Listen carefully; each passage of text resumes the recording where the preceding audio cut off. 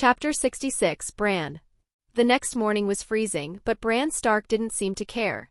He was darting across the yard until he saw Alaric leaning against a stone pillar. Bran stopped and broke into a huge smile. "You're back," Bran yelled. He dropped his bow in the mud and ran over, skidding to a stop right in front of Alaric. Alaric gave a small nod. "Yes." He pointed back toward the archery range. "Keep going. A prince of the north should be able to hit the center, even with someone watching." Bran quickly picked up his bow and notched a fresh arrow. He gripped the wood so hard his knuckles turned white. He took a deep breath and let it go, but the arrow sailed wide and clattered against the stone wall. He tried again, then a third time. He moved faster and more frantic with every shot, his shoulders bunching up as Alaric watched. His aim fell apart. The last arrow didn't even reach the target, it skipped off the frozen dirt and slid into the slush. Bran's shoulders slumped. The light that had been in his eyes just moments ago vanished, replaced by a dull, hot flush of shame. He let the bow string go slack, the weapon hanging heavy in his hand like a piece of dead wood. With a heavy sigh he trudged over to the bench and sat down beside Alaric, dropping the bow in the mud at his feet. "I'm rubbish," Bran muttered, staring at his boots. "Robb never misses. Even Theon hits the mark without even trying. Father used to. I'll grow into it, but I think I'm just not a warrior." He looked up at Alaric, his lower lip trembling slightly with the raw honesty only a child can muster. "Maybe I should just stick to climbing. At least the walls don't move." Alaric looked down at the boy. Alaric didn't offer a comforting pat on the back or a "don't worry about it." Instead, he stood up and walked into the mud. He picked up the fallen bow, wiped a smear of slush from the grip and held it out. "Stand up," Alaric said. Bran got to his feet, wiping his nose with his sleeve. Alaric stepped behind him, moving the boy's feet until they were shoulder-width apart.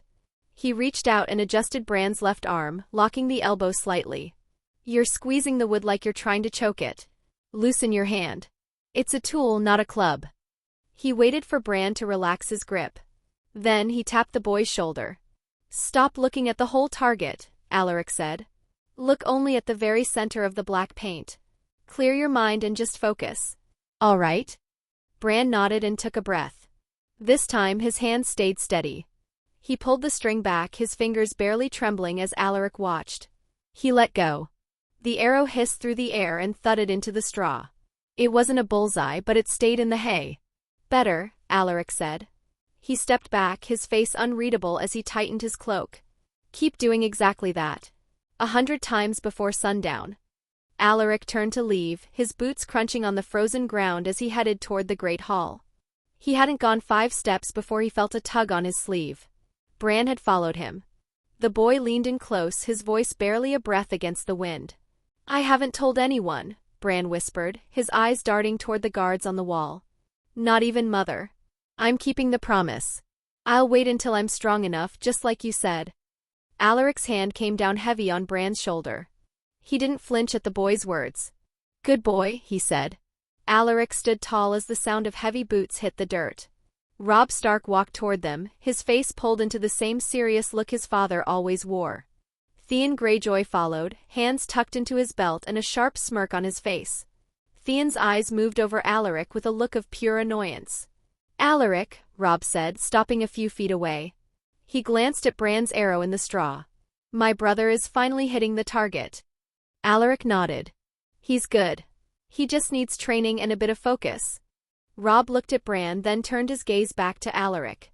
He finally asked what he had come to ask. "And I heard you also brought a servant with you?" Theon snorted, looking Alaric up and down. His lip curled as if the idea was a joke. "He isn't a servant," Alaric said, his voice flat. "I found him on the King's Road. I saved his life, and he decided he'd rather follow me than die in the snow. Now he just keeps calling himself my servant." Robb gave a slow nod. "And the woman? The guards at the gate said you arrived with a girl as well. Who is she?" Before Alaric could speak, the heavy doors of the keep creaked open. Maester Luwin hurried out, clutching a piece of parchment. His metal chain clinked against his robes as he stopped beside them, looking worried. "Lord Robb," Luwin said, his voice tight. "A raven from the twins. Lord Walder Frey is calling for blood. His daughter has been kidnapped." Robb's brow furrowed. "Kidnapped? By who?" We don't know, Lewin said, squinting at the ink. The escort was slaughtered near the neck, a massacre. Not a man was left alive. It happened 3 weeks ago. Lord Walder is offering a massive reward for information. He's sent out descriptions of. Chapter 67, He's sent out descriptions of. He's sent out descriptions of. The girl with me has nowhere to go, Alaric interrupted, his voice cutting the maester's report. Lewin blinked, startled. Alaric looked Robb dead in the eye, his expression unshakable. I rescued her from a greedy father, Alaric said firmly. The man was about to marry her off without her consent, selling her like a piece of livestock. She's with me because I took her away from that. She has no interest in being found. Robb looked at Alaric for a long moment. He knew Alaric's reputation, and the story of a girl fleeing a forced marriage sounded like a dozen other stories he'd heard. I see, Robb said, glancing at Lewin. If she's under your protection, Alaric, then Winterfell won't be the one to hand her back to a father she fears.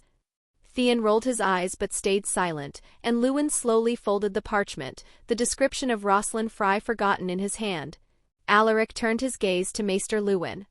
His voice remained steady, showing just enough respect to the older man without losing its edge. Maester, Alaric said. If a Frye girl was taken weeks ago near the neck, that's a long way from here. How are we even supposed to know anything about it? We've got our own borders to watch. He shifted his look to Robb, raising an eyebrow slightly. We have enough to worry about in the north without chasing after Walder Frey's runaway problems. Right. Robb looked at the mud, then back at Alaric. He let out a short breath, the tension leaving his shoulders as he nodded. Right, Robb said. The Freys can manage their own house. We won't waste men or time looking for a ghost in the woods. Theon let out a sharp laugh, finally breaking his silence. Old Walder probably lost her himself and just wants someone to blame. Lewin sighed and tucked the parchment into his sleeve, the matter settled. As you wish, Lord Robb. Alaric watched them for a moment, then began walking toward the guest quarters. Robb watched Lewin walk away, then looked back at the muddy ground. The Freys took their sweet time, Robb muttered, more to himself than anyone else. 3 weeks? If they had sent that raven the moment it happened, we might have actually found something. Now? The trail is buried under a month of snow and mud. Alaric stopped mid-stride. He didn't turn around immediately, letting the silence hang in the air for a second before he slowly pivoted back to face them. Theon, Alaric said, his voice deceptively calm. Theon looked up, his smirk faltering just a fraction. What? I heard you were busy while I was away, Alaric said, taking a slow step toward him. Word reached me that you told my guest you could have the guards toss me into the snow if you felt like it. That I'm nothing in this castle. Theon's face went pale for a heartbeat before a defensive flush crept up his neck. He forced a laugh, looking at Robb for support, but Robb was watching him with narrowed eyes. I never said any such thing, Theon scoffed, crossing his arms. You're hearing ghosts, Thorne. Or maybe your servant has a vivid imagination. I was just welcoming your guest to Winterfell. Properly. Is that right? Alaric asked. He stopped just a foot away from Theon, looming slightly. Because my man says you were using your boot to keep a lady's door open. That doesn't sound like a welcome. Theon gritted his teeth. I don't answer to you, and I certainly don't answer to your lackey. If you have a problem with how I talk, take it up with Lord Stark. Alaric didn't back down. He kept walking until he was inches from Theon, forcing the Ironborn to tilt his head up to maintain eye contact. The air between them felt thick, and even Robb stayed silent, sensing the shift in the yard. Alaric looked directly into Theon's eyes, his gaze cold. He just stared until the bravado in Theon's expression started to flicker into genuine unease. Theon shifted his weight, his hand twitching near his belt, but he couldn't look away. After a long, heavy silence, the tension suddenly broke. Alaric reached out, not for a weapon, but to settle his hand on Theon's shoulder. He gave it a firm, almost friendly pat, though the grip was tight enough to be felt through the heavy wool of Theon's doublet. Take care of yourself, Theon, Alaric said quietly. Robb stood there, his eyes moving between the two of them. The yard had gone quiet. The guards on the walls were looking down, sensing the heat even in the freezing air. Robb's face didn't soften. He looked at Theon, then at Alaric's retreating back. Finally, he turned his full attention to Theon. He's right, Robb said, his voice flat. Theon's jaw dropped. You're taking his side? He just threatened me in your own yard, Robb. And his servant. My father's house is a place of guest right, Theon, Robb interrupted, stepping closer. If you were lurking at a guest's door and making threats, you're lucky it was Alaric who found you and not my father. Or worse, my mother. Theon opened his mouth to argue, but Robb held up a hand. Alaric has been here as long as we have. He's family and everything but name. If you have a problem with him, keep it to the training ring. But if I hear about you bothering that girl again, I'll be the one putting you in the snow. Do you understand? Theon looked like he'd been slapped. He glanced toward the guest quarters where Alaric had disappeared, his eyes stinging with a mix of rage and embarrassment. He didn't answer. I asked if you understood, Robb repeated, his voice dropping an octave, sounding more like Ned Stark than he ever had. I understand, Theon spat. He didn't wait for a dismissal. He turned and stormed off toward the armory, kicking a bucket of slush out of his way. Robb watched him go with a heavy sigh. He looked at Bran, who was still standing by the archery targets with wide eyes. Get back to your practice, Bran, Robb said tiredly. And keep your chin up. Alaric's right about the grip, don't choke the wood. Chapter 68, Kitchen. Gray light filtered through the wall slits the next morning. The stone floor was ice-cold, but a steady fire in the hearth kept the chill at bay. Rosalind was asleep under a heavy pile of furs. Near the door, the two hounds, Livy and Rivy, looked like giant rugs. Their ears flicked when boots thudded in the hallway, but they didn't bother getting up. Alaric sat by the fire, warming his hands around a mug of hot cider. Day sat across from him, focused on a map he was drawing. Alaric watched the flames for a moment before setting his drink down. Point one. Day, Alaric whispered, glancing at the bed to make sure Rosalind was still out. Day looked up. His eyes were dark and completely still. Master? You deal with heads, Alaric said, leaning forward with his elbows on his knees. Lies and illusions. I want to know what you can actually do. Day tilted his head. A small, cold smile touched his face.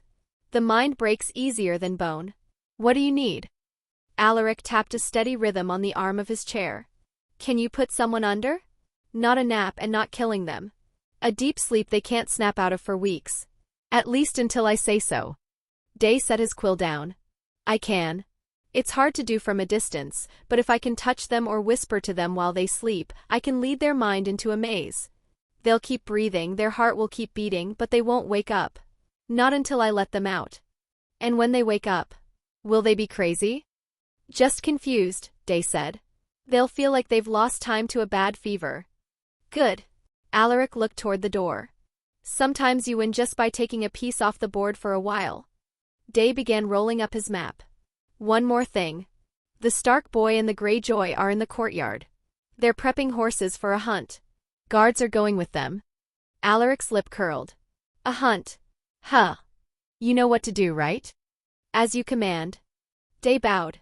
As he stood, he stepped back into the shadows of the corner and seemed to vanish into the dark.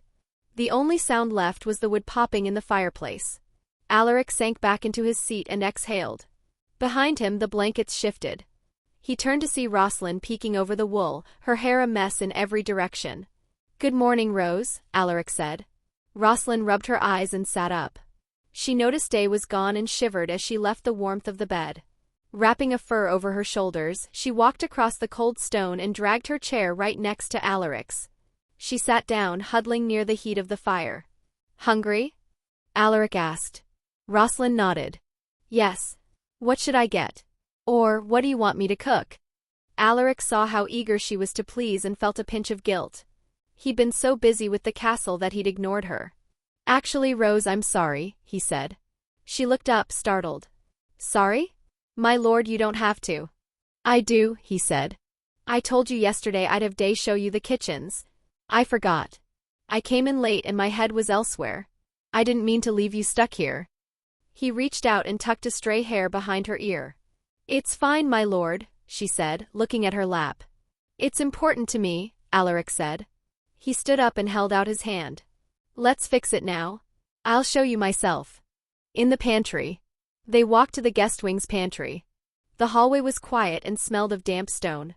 Inside the pantry, a fire was already going, lighting up shelves of dried meat, jars, and baskets of vegetables. Alaric shut the heavy door, cutting off the rest of the castle. He hopped onto a stone table in the middle of the room and sat there, legs dangling. "All yours, Rose," he said. "Do whatever you want." Rosalind stood still, hands gripped together. She looked at the flour sacks and the pans, looking nervous. At the twins' kitchens were loud and chaotic. Here, the silence felt heavy. She walked toward a basket of eggs, then stopped and looked back at him. "I don't know where they keep the butter. Or the herbs." "Look in the jars on the bottom shelf," Alaric said. Rosalind knelt and found a block of butter wrapped in cloth. "Found it," she whispered. She started moving faster, grabbing eggs, bread, and cheese.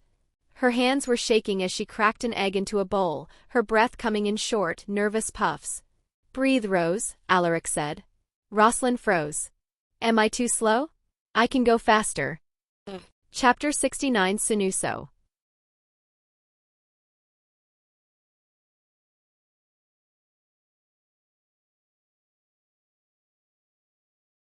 Chapter 70 A.M. "Maester. Get the maester." Guards flooded in, soaked from the rain and tracking mud across the floor. In the center of the chaos, 4 men carried Robb Stark. His head lolled back, eyes rolled up, pale as a corpse. Alaric watched from the shadows of the gallery, remaining perfectly still. Maester Luwin hurried down the steps, his chain clinking wildly. "Set him down. Gently, you fools." "What happened? Was it a fall?" He fell to his knees, immediately tearing at Robb's riding leathers to check his chest and pulse. Theon Greyjoy paced near the hearth, drenched and hyperventilating. His usual arrogance was entirely gone. "It wasn't a fall," he choked out. "We were riding. Just riding. Then this black mist. Smoke. It swept out of the treeline and hit him right in the chest. He just dropped from the saddle." Ser Roderick Castle gripped the hilt of his sword, his face like thunder. "Mist doesn't knock a man off his horse, Greyjoy. Was it an ambush? An arrow?" "There were no arrows." Theon yelled, his voice cracking. "I'm telling you what I saw." The hall went dead quiet, save for Robb's shallow, ragged breathing.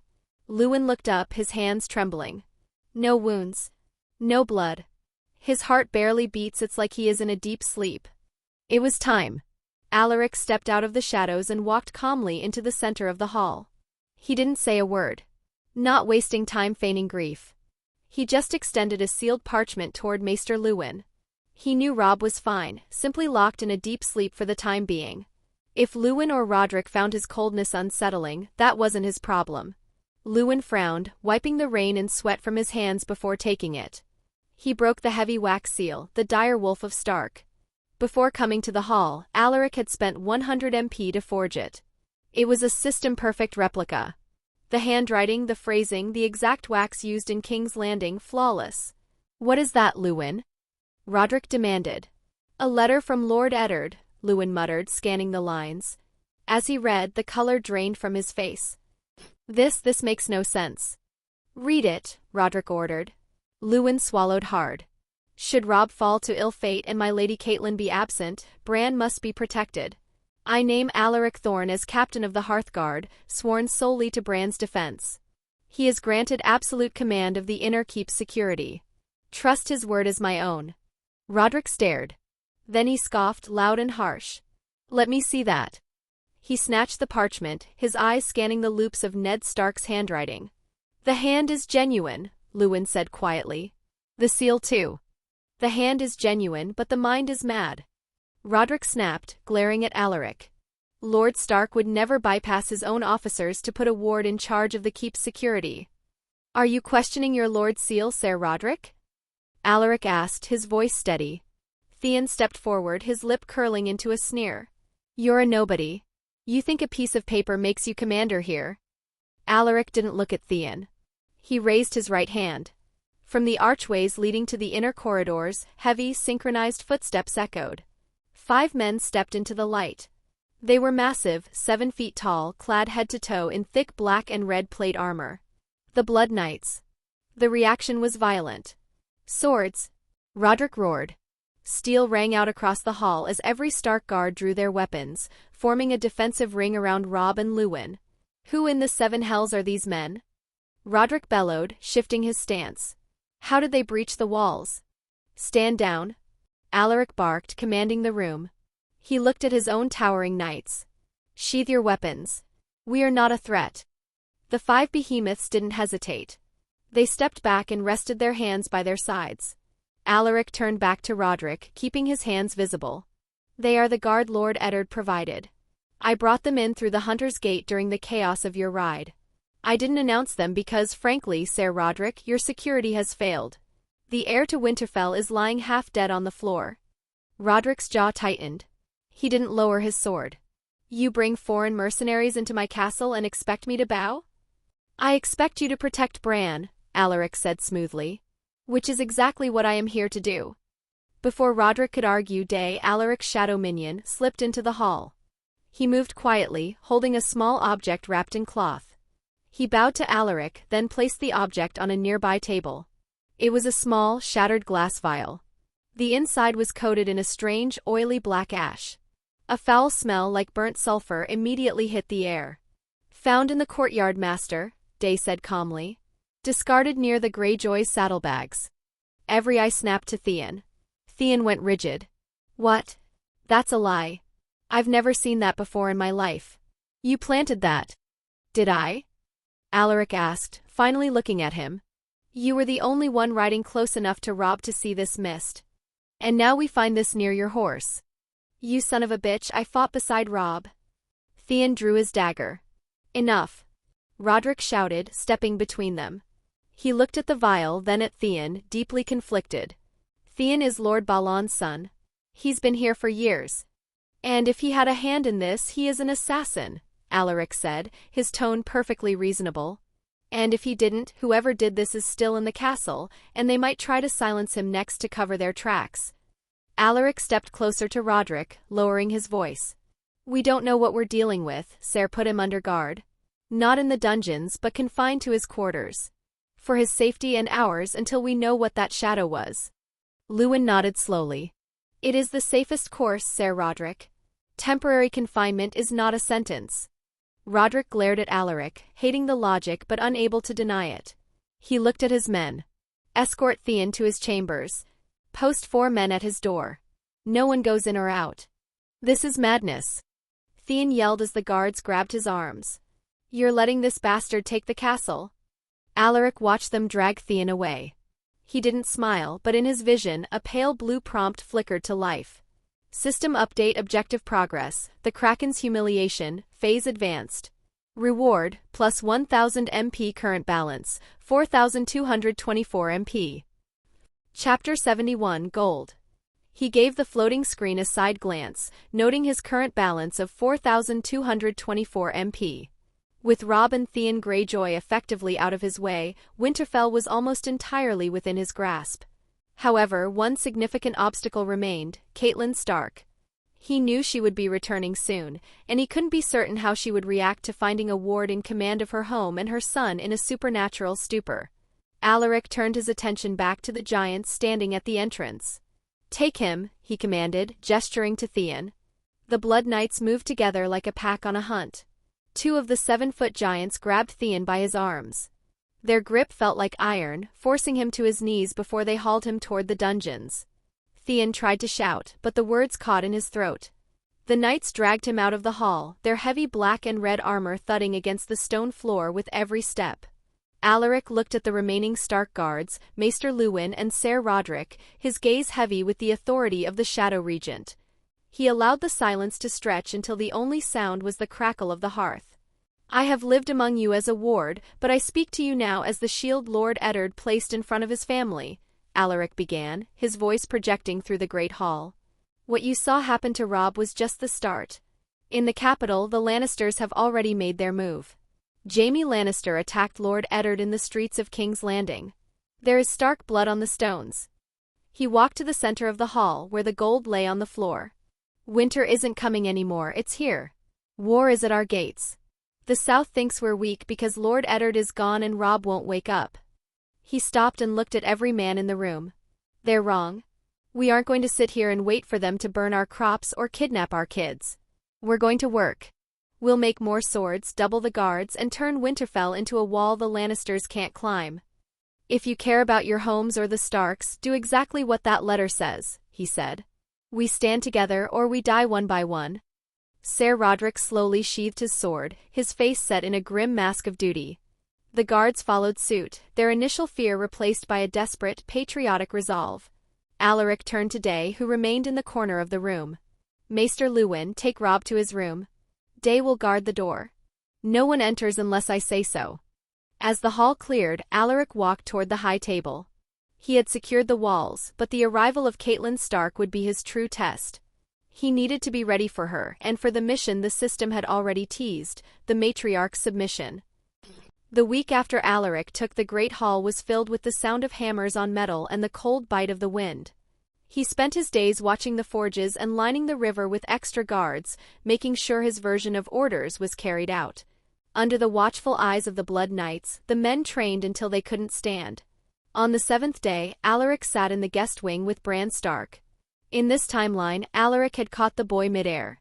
There was no 80-foot fall and no broken legs. Bran was physically fine, but he stayed quiet, keeping Alaric's secrets while he recovered his strength. A servant walked in and bowed. She set a tray on the table with a silver cup of warm honey tea. As Bran reached out to take it, Alaric felt a sharp jolt in his chest. "Wait," Alaric said. Alaric took the cup from Bran. He swirled the tea and saw an oily film on the surface. It didn't look like honey. Without saying a word to the confused boy, Alaric lifted the cup and drank. It tasted bitter, like metal. The liquid felt heavy, like lead sliding down his throat. It was a strong poison, enough to kill a child in seconds. Alaric didn't fall. Instead, his venom purge ability kicked in. The system neutralized the toxin before it hit his blood. He set the cup back down on the table, the tingling in his throat already fading. Alaric leaned his head back and stared at the ceiling. The room stayed quiet. He ran the facts through his head. First, the assassin with the Valyrian steel dagger. Now this poison. It didn't make sense. In this timeline, the Lannisters were obsessed with him. He was the one shaking up the North and changing the game. Bran was just a kid who hadn't said a word about what he saw in the tower.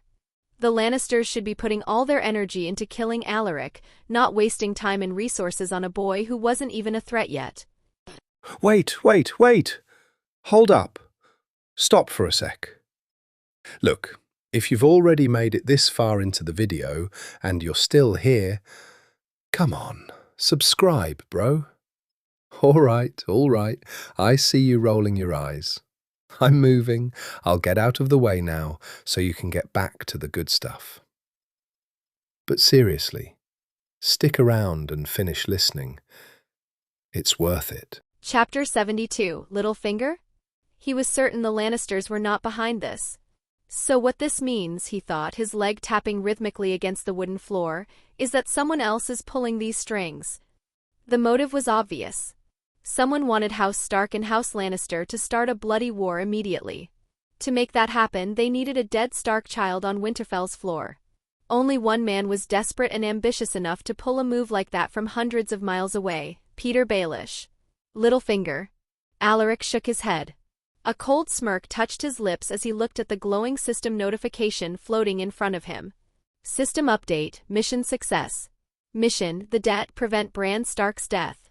Result, success. Reward, plus 1,500 monarch points MP. Current balance, 5,724 MP. Alaric set the silver cup down. The heavy clack echoed in the quiet room. The bitter taste of the poison was almost gone, but the girl's intent hung in the air. He turned his head toward the servant standing by the door. She was shaking, her hands twisting her apron into knots. She stared at the cup, waiting for him to die. When Alaric didn't move, her panic took over. He flicked his fingers toward the 2 blood knights at the door. The girl froze. She watched Alaric, waiting for him to choke, but he just stared her down. Her jaw clamped shut. Crunch. The sound of breaking glass came from her mouth. White foam bubbled over her lips and her eyes rolled back. Her knees hit the wooden floor hard and she slumped over, dead. Alaric moved fast. He put his large hand over Bran's eyes and pulled the boy's head against his side, shielding him from the sight. "Keep your eyes closed, Bran," Alaric said. His voice was low and calm. He flicked his fingers at the blood knights. The giants moved without a word. One threw the dead woman over his shoulder like a sack of grain and carried her out. The other pulled the stained rug off the floor. The door banged open. Ser Roderick rushed in, his hand on his sword and his breath heavy. The guards signaled trouble, Roderick said, looking around the room. He looked at Alaric, then at the boy. What happened? Alaric didn't let go of Bran. He picked up the silver cup and held it out. Smell it. Roderick took the cup and sniffed the steam. He flinched. Wolfsbane, Roderick whispered. And something else. Something sour. Enough to kill a child in seconds, Alaric said. The servant girl brought it. When she saw I knew she killed herself. Roderick went pale. He stared at the empty spot on the floor. She's worked in the kitchens for years. Treachery doesn't care how long you've worked here, Alaric said. He took the cup back and poured the tea into the fireplace. The flames hissed and turned a sickly green. They tried to kill Robb. Now they've tried to kill Bran. Alaric stepped closer to the knight. We aren't safe. Question everyone, servants, cooks, stable boys. If you don't trust them, lock them up or throw them out. No exceptions. Roderick's shock turned into anger. He straightened his back. I understand. Good. And Roderick? Burn the woman's body in the courtyard. Let everyone watch. Let them see what happens to traitors. Roderick nodded and marched out. When the door clicked shut, the room went quiet. Alaric sat back down and looked at Bran. The boy was white as a sheet, his knuckles turned white as he gripped his chair. It's over, Bran, Alaric said. You're safe. Bran nodded, but he looked terrified. A soft knock came at the door. It opened before Alaric could say a word. Rosalind stepped inside. Her dress was gray and white, simple but elegant, and she held her head high. She moved with a smooth, quiet grace, completely ignoring the two giant blood knights guarding the entrance. Bran's face brightened immediately. The fear vanished from his eyes. Big sister. Bran chirped, shifting in his seat. Rosalind's face softened. A warm, genuine smile broke through her usual reserve. She didn't look at Alaric, she went straight to the boy. She sat on the edge of his bed, close enough to touch, and smoothed his hair back from his forehead. I am late, she said, her voice light and teasing. I hope you weren't bored. Alaric was here, Bran said, glancing at the man in the corner. But I was waiting for the story. And I brought it. Rosalind produced a small, leather-bound book from behind her back. The Life of Aemon the Dragon Knight. Just as I promised. She opened the book and leaned in, pointing at a picture of a dragon. Bran leaned in with her, his shoulder pressing against her arm. Alaric watched them from his chair. Over the last week, Rosalind hadn't just sat in her room. She had made herself useful. She had spent hours with Bran, reading to him, listening to him, and filling the empty space Catelyn Stark had left behind. Chapter 73, KKK. Bran looked at her like she had always been his sister. The bond was real. And in that moment, seeing the boy laugh at something she whispered, Alaric knew his hold on Winterfell was tighter than ever. Alaric sat in the corner. He didn't move. He watched Rosalind read to the boy, but he wasn't listening. He was thinking about the message from his scout 3 days ago. The king has left for the hunt. Alaric looked up at the ceiling. He ran the numbers in his head. The boar hunt, he thought. Robert is dead. He ran the math in his head again, a calculation he had obsessed over since the message arrived. 3 days since the hunt began. Robert was likely drunk and tracking the beast by now. Perhaps he had already been gored. Give it 2 days for the king to rot from the festering wound, babbling his final commands. Then the raven would fly. A cold realization washed over him. He didn't have a week. He might not even have 3 days. The news could arrive tomorrow. I have run out of time, Alaric realized, the peaceful silence of the room suddenly suffocating him. If I am to act, I need to take the north now. He stood up abruptly. The heavy wooden chair scraped loud and harsh against the stone floor, a violent sound that shattered the quiet. Rosalind jumped, nearly dropping the book. She clutched it to her chest, her eyes wide as she looked up at him. Bran turned in his seat as well, the dire wolf at his feet perking its ears at the sudden shift in Alaric's aura. Is something wrong, Alaric? Rosalind asked softly, sensing the tension radiating off him. Alaric looked down at them. For a split second, he saw the map of Westeros burning behind his eyelids.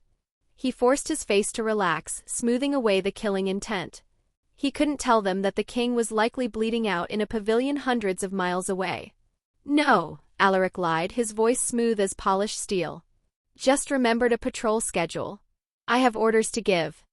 He turned and walked to the heavy oak door, his stride long and purposeful. Alaric pushed open the door to his solar. Inside, the room was dim, lit only by a few flickering candles that cast long, dancing shadows against the stone walls. He walked straight to the large wooden table, ignoring the empty chairs. He was alone and the wait was over. He leaned over the map of the north spread out before him, his finger tracing the line of the King's Road. The silence in the solar was heavy, broken only by the crackle of the hearth. He began to calculate the marching time from King's Landing to Winterfell. Ping! The sound was sharp and sudden in his mind, shattering his concentration. Alaric blinked, summoning the system interface. Alert, high-velocity hostile detected. A mini-map materialized in his peripheral vision. A single bright red dot was moving across the castle grounds. It wasn't moving along the paths or through the corridors. It was moving in a dead straight line. Alaric frowned, his pulse quickening. System, what is this? Alaric watched, stunned, as the red dot crossed the outer wall of the great keep without slowing down. It didn't climb, it went through. It bypassed the guard posts, bypassed the locked doors, and was currently tearing through the stone foundations of the tower he was standing in at an astonishing speed. It's coming here, Alaric realized. He kicked the heavy oak chair aside and drew his sword, a castle-forged blade he had taken from the armory. The steel sang as it cleared the scabbard. He spun toward the wall nearest the door, adopting a defensive stance, though he didn't know what he was fighting. Seconds later, the shadows cast by the torchlight seemed to curdle. A patch of darkness on the wall rippled like disturbed water, and then pushed itself outward. A figure stepped out of the solid stone. It was humanoid, but only just. It was composed entirely of shifting, coiling black smoke. It had no face, no eyes, and no armor, only a silhouette that seemed to vibrate with a silent, malevolent energy. Alaric didn't have time to speak. The entity lunged. It moved with a terrifying, jerky speed, closing the gap instantly. A limb made of condensed smoke formed into a razor-sharp spike and stabbed toward Alaric's throat. Alaric's reflexes, honed by his attribute upgrades, screamed. He twisted his body to the left, feeling the rush of freezing air as the shadow spike missed his jugular by a fraction of an inch. Die! Alaric roared. He used the momentum of his dodge to pivot and drive his sword in a lethal horizontal arc. It was a perfect strike, aimed to decapitate the intruder. Whoosh! There was no impact. No resistance. Alaric stumbled slightly as his blade passed harmlessly through the creature's neck, slicing through the smoke as if he were cutting through a morning mist. The shadow's head simply swirled and reformed instantly. Alaric backed away, his eyes wide. He stared at his sword, then at the monster. He was dumbfounded. His strength, his sword, his training, none of it mattered against something that wasn't solid. System! Alaric shouted in his mind, backing toward the window as the creature turned toward him again. Analysis. What is this thing? How do I kill it? The system window flashed red. Analysis complete. Target, shadow. Origin, blood magic / shadow binding. Physical composition, 0% solid / 100% energy. Immunity, immune to physical damage. Status, summoned for assassination. Target, Alaric Thorne. The shadow assassin lunged again, its movement a blur of darkness. Alaric barely had time to react before a tendril of smoke, hardened into a spear point, slashed across his chest. His leather jerkin parted like wet paper, and a line of freezing pain seared his skin. He stumbled back, crashing into the heavy oak table. Blood welled from the cut, but it didn't drip. It crystallized instantly in the unnatural cold emanating from the creature. Damn it! Alaric cursed, swinging his sword in a desperate parry. The blade passed through the shadow's arm without even slowing it down. Chapter 74 Attack. The creature didn't pause. It raised both arms, forming them into scythe-like blades, and prepared to finish him. System! Alaric roared in his mind. I need something to counter this thing. Now. System query, effective countermeasures against magical entities. Scanning inventory. A list flashed before his eyes, scrolling rapidly. Steel sword, ineffective. Winter skin, defensive limit reached. Disharmony gauntlet, recommended. Alaric's eyes widened. The disharmony gauntlet. He had received it as a reward for the sovereign bond with Rosalind Fry, but amidst the chaos he hadn't even checked its stats. He didn't hesitate. Equip Disharmony Gauntlet. The air around his left hand shimmered and distorted. There was no flash of light, just a dull, metallic thud as a heavy iron gauntlet materialized over his forearm. It looked ancient, the metal pitted and scarred, with faint runes etched into the knuckles that pulsed with a low, dissonant hum. Item equipped, Disharmony Gauntlet. Rank Rare. Effect, Disruption. Physical strikes with this gauntlet can destabilize magical constructs and energy forms. Note, does not destroy magic, but unravels its cohesion for a short duration. The Shadow Assassin attacked. Alaric dropped his sword. He didn't try to dodge. Instead, he stepped into the attack, raising his left arm to meet the descending scythe of smoke. Clang! The sound was wrong. It wasn't metal on metal, but the screech of a tuning fork struck against stone. The shadow blade hit the gauntlet and shattered. The condensed smoke didn't flow around the iron, it broke apart, dissolving into harmless wisps of gray mist. The creature recoiled, its form flickering violently. For the first time it seemed confused. Alaric didn't give it time to recover. He clenched his fist, feeling the cold iron bite into his skin, and threw a hook straight into the center of the shadow's mass. "Break," he snarled. His fist connected. It felt like punching through a thick, heavy curtain, but there was resistance. The runes on the gauntlet flared with a sickly, rust-colored light. Scree! The shadow assassin let out a sound like tearing metal. The impact of the gauntlet sent a shockwave of disruption through its body. The tight, magical weave that held the smoke together began to unravel. The creature's torso exploded outward, losing its shape and turning into a chaotic cloud of swirling darkness. It wasn't dead, but it was destabilized. The disharmony effect prevented it from reforming instantly. Alaric saw the opening. He grabbed a heavy iron candelabra from the table with his right hand, his non-gauntlet hand. While the shadow was still writhing from the gauntlet's strike, trying to pull itself back together, Alaric swung the iron club with all his strength. The blow struck the creature's exposed, wavering core. The combination of the disruption from the gauntlet and continuous strikes was too much. With a final, silent shriek, the shadow assassin burst apart. It didn't reform this time. The smoke thinned, spread out, and then vanished entirely, leaving only a lingering smell of sulfur and ozone in the room. Alaric stood panting in the dim light, his chest heaving. The cut on his chest throbbed, but he was alive. He looked down at the gauntlet. The runes were dimming, the hum fading to silence. Target neutralized. Combat encounter ended. MP gained 500. He flexed his fingers inside the iron glove. It wasn't a god-killing weapon, but it was exactly what he needed, a way to touch the untouchable. Alaric stood in the center of the solar, the disharmony gauntlet still pulsing with a faint, dying heat. The sulphurous scent of the shadow's dissipation stung his nostrils. "System," Alaric muttered, his voice raspy from the adrenaline. "Who sent that thing?" The blue interface flickered, several lines of code scrolling at a speed he could barely follow before a text box solidified in the center of his vision. Analysis of origin, incomplete. Conclusion: the shadow traveled a significant distance, likely originating from Essos, not Westeros. Alaric's brow furrowed. Essos? That's across the narrow sea. I haven't even stepped foot outside the north and south, let alone the continent. He paced the room, his boots crunching on a fragment of the broken candelabra. His mind raced through the players. Cersei? No. Littlefinger? Obviously not. Melisandre? He whispered to the empty room. It was the most logical choice. She was the only one he knew of capable of birthing such horrors. But the geography was wrong. Stannis Baratheon and his Red Priestess might be at Dragonstone. Dragonstone was an island off the coast of Westeros, hardly the distant Essos the system was flagging. Furthermore, he knew the lore. Creating a shadow assassin wasn't a simple feat of willpower. It was a dark, exhausting ritual. It required a father, a source of life force, and usually, a piece of the target or a powerful connection to them to guide the shadow across such a distance. I've never met her, Alaric thought, his jaw tightening. She doesn't have my blood. She doesn't have my hair. And why would a priestess in the service of R'hllor care about a ward in Winterfell before the War of the Five Kings has even truly begun?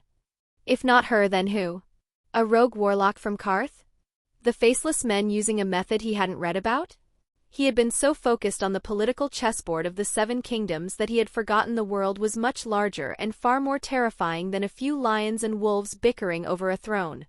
MP equals 6224. Chapter 75, Recovery. The adrenaline that had fueled Alaric's counterattack began to ebb, leaving behind a cold, biting ache in his chest. He looked down. The slash across his jerkin was rimmed with frost, and the skin beneath wasn't just cut, it was gray, the color of old ash.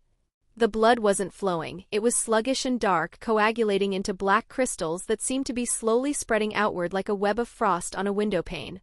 He touched the edge of the wound and hissed. It burned with a freezing intensity that made his teeth chatter.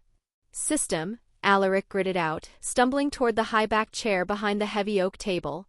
He collapsed into it, the wood groaning under his weight. This isn't healing. The venom purge isn't working on this. What do I need? A blue holographic menu snapped into existence before his eyes, illuminating the dim, wrecked solar. System diagnosis, shadow necrosis. Status, spreading. Effect, the residual dark energy is consuming living tissue and dampening natural regeneration. Standard potions will be ineffective. Recommended countermeasure, light-attuned curative. Shop query, curatives. Sunfire Balsam, a thick golden paste infused with concentrated solar energy. Specifically designed to cauterize and purify wounds inflicted by dark magic or undead entities. Cost, 800 MP. Alaric stared at the price tag. It was steep, nearly the reward for a minor mission, but he could feel the cold tendrils reaching toward his heart. He didn't have a choice. Buy it, he commanded, his voice tight. Purchase confirmed, Sunfire Balsam. Cost, 800 MP. Current balance, 5,424 MP. A small, heavy jar materialized in his hand. It was made of white porcelain, warm to the touch, radiating a heat that felt comforting against his chilled skin. He set the jar on the table, his fingers trembling slightly, not from fear, but from the shivering cold radiating from his chest. He needed help. He couldn't apply this properly himself, not with his hands shaking and his vision blurring at the edges. He closed his eyes and reached out with his mind, tapping into the mental link that bound him to his summons. Go to the guest chambers. Bring Rosalind here. Tell her nothing, just bring her here. Immediately. It shall be done, my lord, the mental voice rumbled back. Alaric let his head fall back against the chair, his breathing shallow. The room was silent save for the wind howling outside the broken window. Minutes later, the heavy oak door creaked open. Rosalind rushed in, her breath coming in short gasps, likely having been hurried along by the stride of the giant knight. Alaric, the guard said you. She stopped dead in her tracks 3 steps into the room. Her eyes went wide as she took in the scene.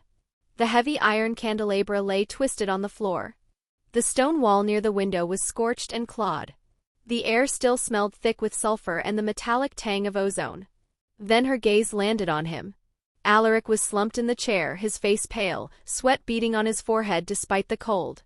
His leather jerkin was torn open, revealing the blackened, frost-rimmed gash across his pectoral muscle. "Oh gods," Rosalind whispered, her hands flying to her mouth. The color drained from her face, her composure shattering instantly. "My lord." She didn't hesitate. She ran to him, falling to her knees beside his chair. Her hands hovered over the wound, terrified to touch it. "What happened?" she asked, her voice trembling with genuine fear. "Your chest, it looks like it's frozen." "Who did this?" "An assassin," Alaric rasped, opening his eyes to look at her. He saw the fear in her eyes. He nudged the white porcelain jar toward her with a weak hand. "I need you to apply this," he said, his voice straining to stay steady. "It will burn. Do not stop no matter what happens." Rosalind looked at the jar, then back at his wound. She swallowed hard, nodding rapidly. Okay, I can do that." She took the jar. Her fingers fumbled with the lid for a second before she twisted it off. Immediately, a soft golden light spilled out, illuminating her worried face. The substance inside looked like liquid sunlight, swirling and hot. Do I just put it on?" she asked, looking up at him, her eyes glistening. "Directly on the black skin," Alaric instructed, gripping the arms of the chair. "Do it." Rosalind dipped 2 fingers into the glowing paste. She took a steadying breath, bit her lip, and pressed the salve onto the center of the wound. Hiss. The sound was like water hitting a red-hot skillet. Steam erupted from Alaric's chest. Alaric threw his head back and groaned, a guttural sound of agony tearing from his throat. His entire body tensed, the muscles in his neck standing out like cords. The heat of the sunfire balsam clashed violently with the necrotic cold of the shadow magic, waging a war on his skin. "I'm sorry. I'm sorry." Rosalind cried out, pulling her hand back instinctively as he convulsed. "Don't stop." Alaric roared through gritted teeth, his eyes squeezed shut. "Finish it." Rosalind sobbed once, tears spilling down her cheeks, but she didn't disobey. With shaking hands, she scooped out more of the burning gold paste and smeared it swiftly over the rest of the jagged cut. Smoke rose from his chest, white purifying smoke that smelled of incense and burning wood. The black frost hissed and retreated, evaporating under the magical assault of the bomb. Alaric gripped the chair so hard the wood splintered under his fingers. The pain was blinding, a white-hot purification that felt like being branded with a torch. And then, as quickly as it had peaked, the pain vanished. A cool, soothing sensation washed over him. The heat of the bomb settled into a gentle warmth. Alaric slumped forward, gasping for air, his sweat dripping onto the floor. Rosalind was still on her knees, her hands covered in the glowing residue, staring at his chest.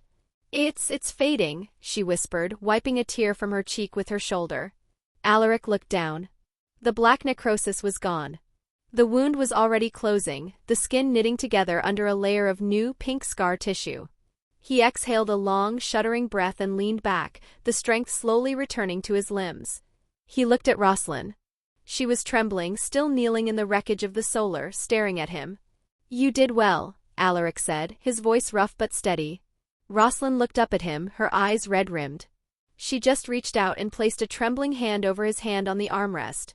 She didn't speak. The words seemed to have deserted her, lost somewhere between the terror of the blood magic wound and the relief of seeing the light return to his eyes. Instead, Rosalind slumped forward. All the high-born etiquette, the stiff posture she had maintained since arriving at Winterfell, dissolved in the wake of the raw, violent reality she had just witnessed. She buried her face in his lap, her forehead pressing against the rough wool of his trousers. Her hands clutched at his thigh, her fingers digging in tight, as if she were trying to anchor him to the world, or anchor herself to him. Alaric sat still. The adrenaline was fading, leaving a dull ache in his bones, but the weight of her head on his leg was grounding. He looked down at the tremulous curve of her spine. She was weeping, not with the polite, silent tears of a lady, but with deep, racking sobs that shook her small frame. The dampness of her tears soaked through his breeches, hot against his skin. He lifted his hand, the one that wasn't covered in the iron gauntlet, and hesitated for a brief fraction of a second. Then he rested it on her head. He began to stroke her hair, a slow, rhythmic motion, his fingers tangling slightly in the soft locks. System alert. Sovereign bond updated. Subject, Rosalind Fry. Bond level 1-2. Chapter 76. System alert. Sovereign bond updated. Subject, Rosalind Fry. Bond level 1-2.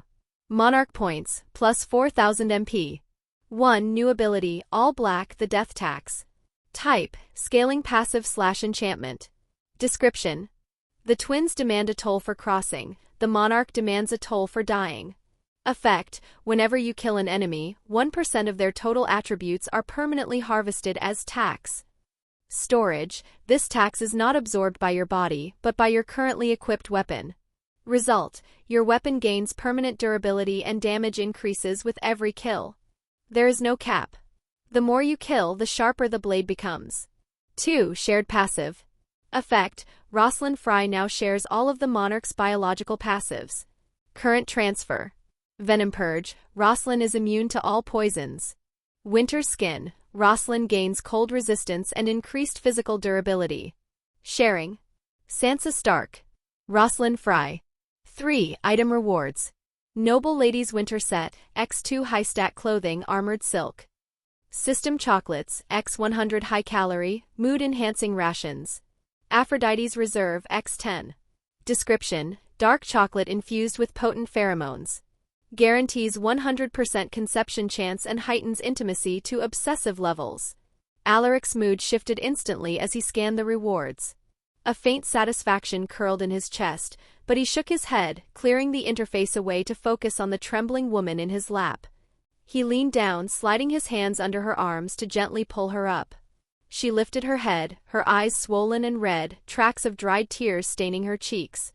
As he settled her onto his chest, she moved with instinctive caution, avoiding the tender skin of his healing wound.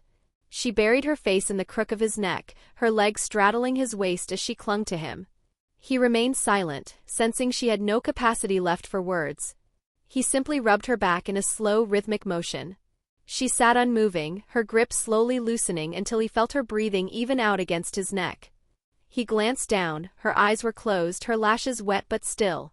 "Just need sleep," he muttered. He stood up slowly, cradling her weight effortlessly against him, careful not to wake her up as he turned toward the door. The corridors of Winterfell were silent, save for the heavy rhythmic thud of Alaric's boots against the stone. The two blood knights guarding the solar door straightened as he emerged, their faceless helms tracking his movement. Alaric didn't speak. He simply jerked his chin toward the solar, a silent command to guard the wreckage of the battle until he returned. Rosalind stirred slightly as the colder air of the hallway hit them, mumbling something unintelligible into his collar, but she didn't wake. The emotional exhaustion of the last hour had pulled her into a deep defensive slumber. Alaric navigated the familiar path to the guest wing, his mind split between the warmth of the woman in his arms and the cold calculations of the system. All black, he thought, the name of the ability echoing in his mind. A 1% permanent attribute theft. It sounds small, but in a war, it's a god-tier scaling ability. He kicked the door to their chambers open with his boot and nudged it shut with his shoulder. The room was warm, the fire in the hearth had burned down to glowing embers, casting a soft orange light across the furs. He carried Rosalind to the large bed, lowering her onto the mattress with a gentleness. She curled up instantly, seeking the warmth. Alaric sat on the edge of the bed, efficiently removing her shoes and loosening the laces of her dress so she could breathe easily. He pulled the heavy wolf fur quilts up to her chin. She sighed in her sleep, her hand reaching out blindly until it found the edge of his tunic, gripping it tight. "Rest, Rose," he whispered. He gently pried her fingers from his tunic and tucked her hand under the covers. Then he stood up and walked to the other side of the room, near the dying fire. "System," he commanded silently. "Equip the red eclipse."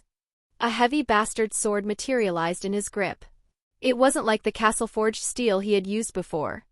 The metal was dark, a deep smoky gray that rippled with veins of crimson, looking uncomfortably like fresh blood vessels pulsing beneath a layer of iron. The crossguard was shaped like twisted roots, and the pommel was a rough, uncut ruby that felt warm to the touch. Weight perfect. Balance impeccable. Alaric gave the sword a test swing. It cut through the air with a low whistle. Weapon analysis, the red eclipse. Tier, 10 out of 100 souls to upgrade. Current tax stored, 0. Durability, indestructible, self-repairing via blood. Passive, thirst. The blade generates a faint heat when enemies are near. Alaric lowered the blade, watching the firelight dance along the red veins in the steel. The system had given him a weapon that demanded slaughter to grow. It was fitting. The War of the Five Kings was about to turn the Riverlands and the North into a graveyard. He checked his inventory again, his eyes landing on the stack of Aphrodite's reserve chocolates. A dark amusement tugged at the corner of his mouth. Guaranteed conception. Obsessive intimacy. He glanced back at the sleeping form of Rosalind. He wouldn't use them yet. And her body needed to recover from the stress of the journey and the magic she had witnessed. But the time would come. If he was to build a dynasty that outlasted the Starks and the Baratheons, he needed heirs. A sharp knock at the door broke his concentration. Alaric dismissed the sword back into his inventory instantly. "Enter." The door opened and Day slipped inside. The demon looked indistinguishable from a human servant, save for the utter lack of emotion in his eyes. The first thing he noticed was his injury, which was already a lot healed, and he stopped, but after thinking of something he decided to not ask about it. "Master," Day whispered, bowing low. "The Raven has arrived from King's Landing." Alaric turned fully, his eyes narrowing. "And?" "Robert is dead," Day reported, his voice flat. "The Queen has seized the Red Keep. Eddard Stark has been arrested for treason." Alaric walked to the window, looking out at the dark courtyard of Winterfell. The pieces were falling exactly where he needed them. "Then it begins," Alaric said, his voice cold. Wake Ser Roderick. Tell him to sound the horns. I want the banners called. He looked back at Rosalind, sleeping peacefully while the world was about to burn. All right, master. Chapter 77, Scene after arrest. The air in the Queen's chambers was thick with the scent of cloying incense and expensive wine. Cersei Lannister sat perfectly poised, the firelight catching the gold in her hair, while Sansa stood before her, trembling with a practiced fragility. Cersei leaned forward, her expression a mask of maternal concern. "Don't be in fear, child," she said, her voice like warm silk. "I know how frightening this must seem, but you are among friends here." Sansa's breath hitched. She let her shoulders shake just enough to look convincing. I don't know what is going on, Your Grace," she stammered, twisting her fingers in her silk skirts. "Can you please just let my father go? There must be some mistake." Cersei sighed, a sound of staged disappointment.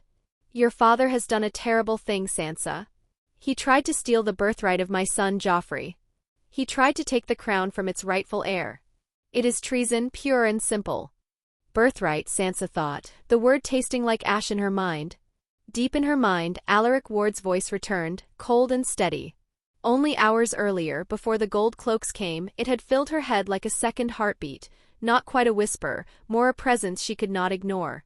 "Expect a grieving mother," words that echoed in her mind, but she knew whose voice it was. "Talk of birthrights. Loyalty. Duty. The goal is simple, use you to trap your brother. Be the frightened little bird. Let her think the situation is in her control." It had been jarring then. How could he send words directly into her mind was a mystery she didn't have the energy to solve, and she trusts him.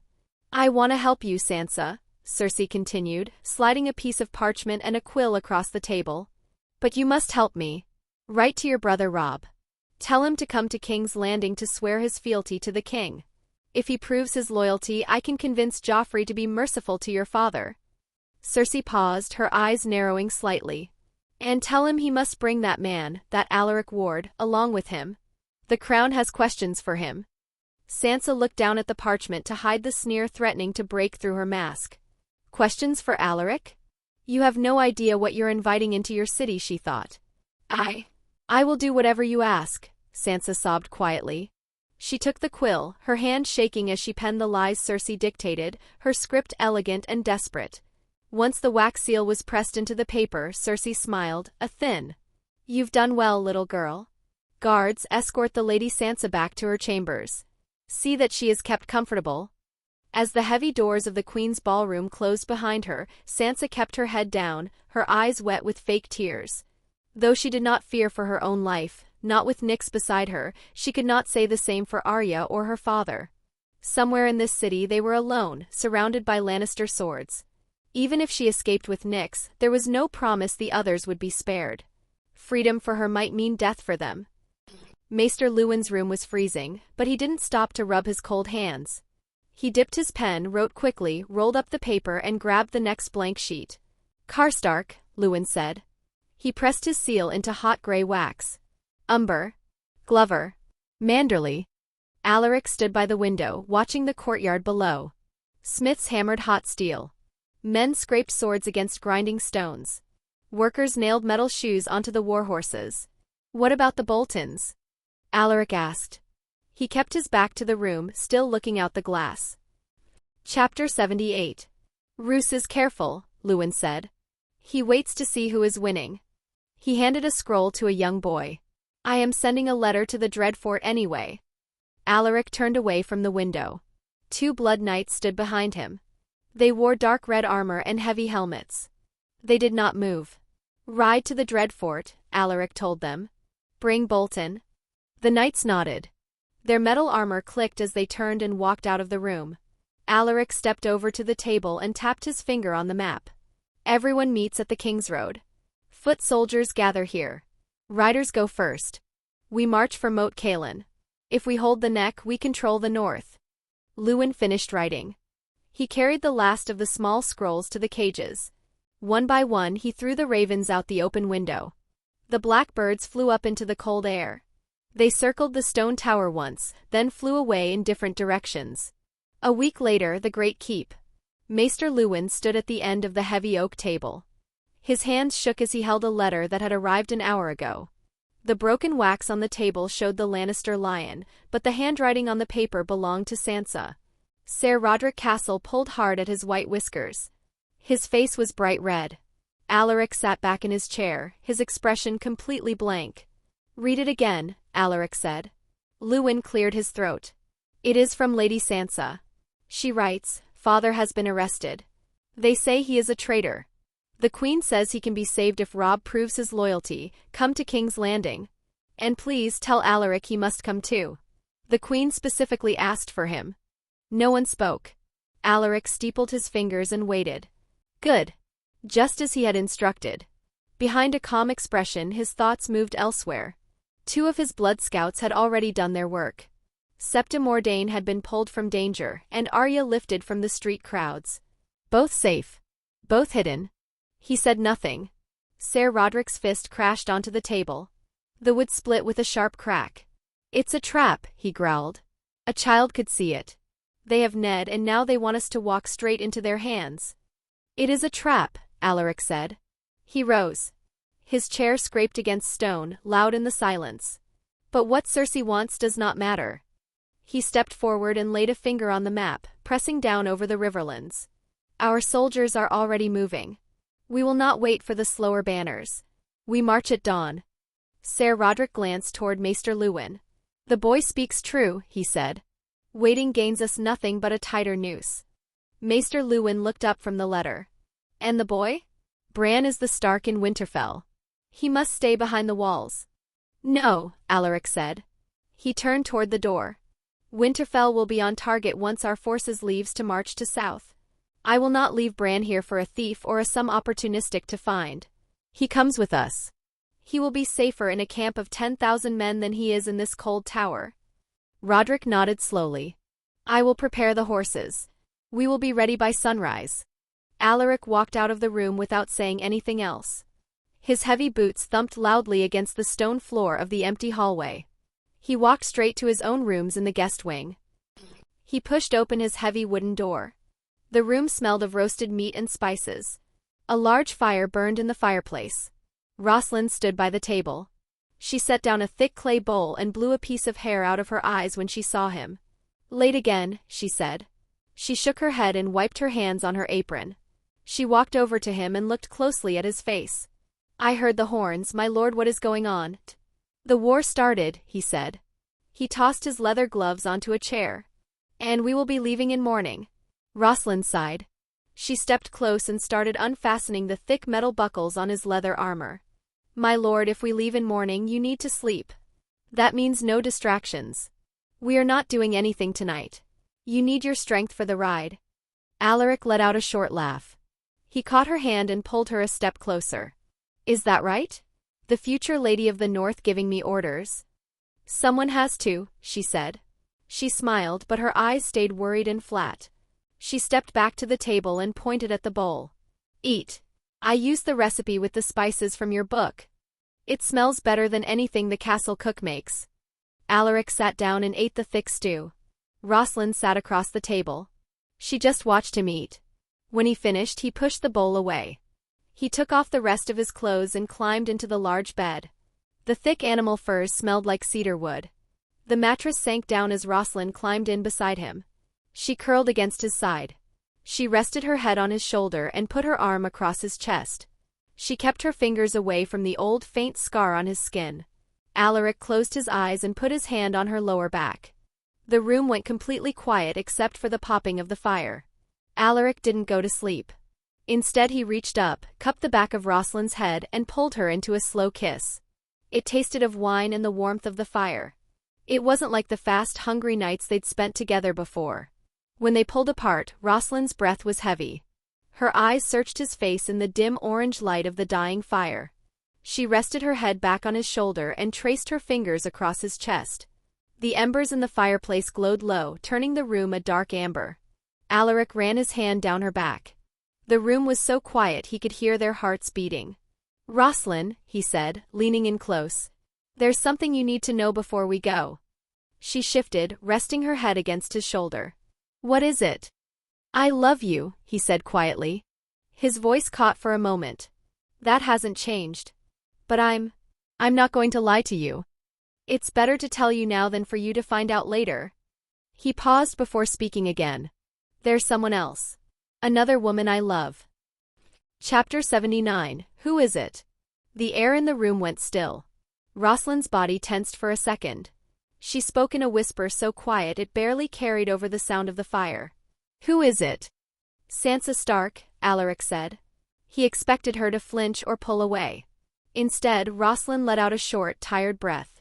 She closed her eyes and let her full weight sink onto him, pressing her face into his neck.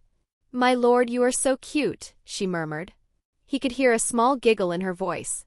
Are you really telling me this now? Right before a war. She shifted and rested her chin on his chest so she could look at him. I grew up at the twins. I lost count of how many stepmothers and half-siblings I have years ago. My father treats women like animals and my brothers treat them like trophies. I've seen enough of that to last 3 lifetimes. She reached up and traced his jaw with her finger. Thank you for telling me. Most men would have kept it a secret until I found a letter or a ribbon, she said. Her face looked calm and practical. Actually, I was already thinking about this.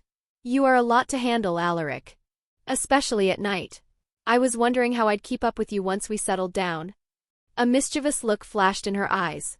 And now I find out I have a sister to help. When she is tired, I can take over. When I am tired, she can handle you. I won't be mad. I know you love me. In this world, having someone who actually cares about me is enough. Alaric didn't say anything. He pulled her up and kissed her again. This kiss was deeper and longer than the last, sealing their new agreement. When they finally stopped to breathe, Roslyn let out a long sigh. She tucked her head back onto his chest and closed her eyes. The heavy iron gates of Winterfell groaned as they swung open. 12,000 men began to move. The sound of boots and horse hooves echoed off the stone walls. The dawn sky was a pale, bruised purple. It was so cold that the breath of men and horses turned into thick white mist. Alaric stood on a wooden platform near the main gate. His hand rested on the handle of his sword, the red eclipse. Beside him, Roslyn Fry held her head high against the biting northern wind, showing no traces of the broken girl who had fled the twins. She was elegantly clad in the noble lady's winter set. Bran Stark stood near them on his own 2 legs. He watched the soldiers move with a quiet, sharp intensity. Maester Luwin, his chain clinking as he wrung his hands, his face etched with the worry of a man who had seen too many wars. Ser Roderick Castle, his great white whiskers stiff with frost, standing as a pillar of grim duty. Alaric looked over the sea of steel. He turned toward the shadows beneath the gatehouse where Day stood. The demon looked like a simple servant, but Alaric knew the truth. The castle is yours, Day, Alaric said. Watch the minds of every servant. If anyone even whispers about betrayal, make sure they never wake up again. As you command, Master, Day replied. His dark eyes caught the morning light for a second before he stepped back into the shadows. Alaric stepped to the edge of the platform. He raised his voice so it carried across the entire courtyard. They think we are a pack of leaderless dogs. Alaric roared. He pointed a metal-gloved hand toward the south. They arrested Lord Eddard and they tried to break Robb Stark. They thought the north would crumble. But look around you. The Lannisters sent a letter asking us to surrender, and we are answering with 12,000 blades. He scanned the faces of the men. We march for the neck. We march for the Riverlands. If they do not give us back our lord, we will burn their city until only ash remains. The soldiers let out a deafening roar. The north. Alaric. The north. Alaric climbed down from the platform and walked to his warhorse. Since Roslyn wasn't used to the rough riding style of the north, he grabbed her by the waist and lifted her onto the saddle first. He climbed up behind her, using his body to block the freezing wind. Roslyn leaned back against his chest. She gripped the front of the saddle as he wrapped his heavy fur-lined cloak around both of them. Comfortable, Rose? He whispered in her ear. She nodded silently as she leaned into him. Alaric signaled the front of the line. The long column of men began to move.